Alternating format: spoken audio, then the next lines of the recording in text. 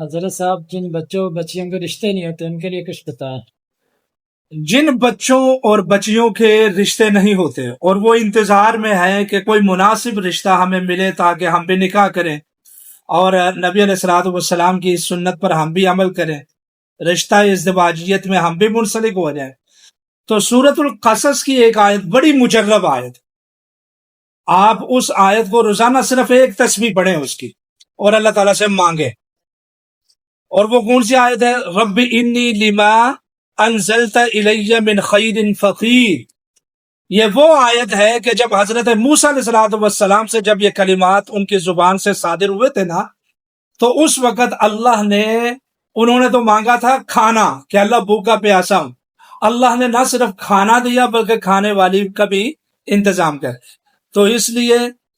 رشتوں کی بندش کو ختم کرنے کے لیے یہ آیت بڑی مجلل ہے، آپ اس کو کسی بھی ٹائم 100 مرتبہ پڑھنا شروع کر دیں تو انشاءاللہ العزیز